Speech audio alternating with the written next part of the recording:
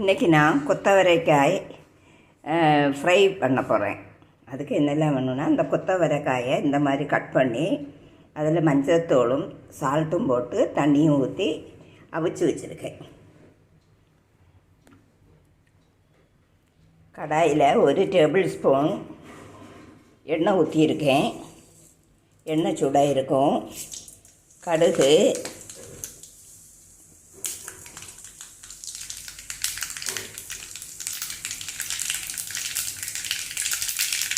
வற்றல் மிளகாய், கருவேப்பிலை, அப்புறமா அந்த பெருஞ்சீரகம் அதையும் போடணும்.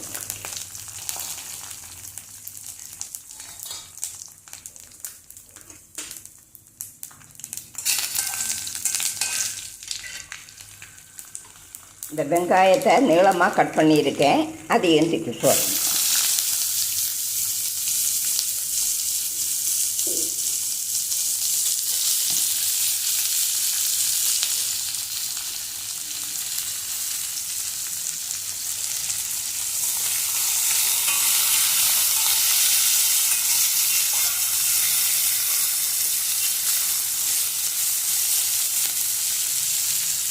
லோ ஃப்ளேமில் இந்த வெங்காயத்தை வதக்கணும்.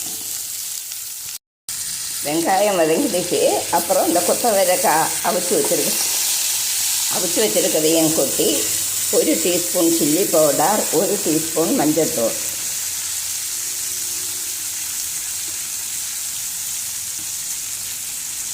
நல்லா கிளறி கொடுத்து ஃப்ரையாக வைக்கணும்.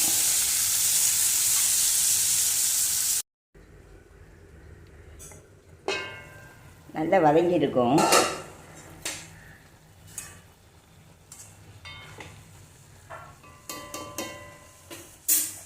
இதில் 1 டேபிள் ஸ்பூன் அரிசி மாவு,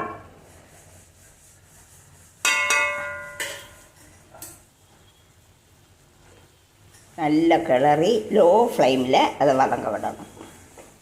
சால்ட்டெல்லாம் சரியாக இருக்கான்னு பார்த்துக்கணும். கொத்தவரைக்காய் ஃப்ரை சரியாயிடுச்சு.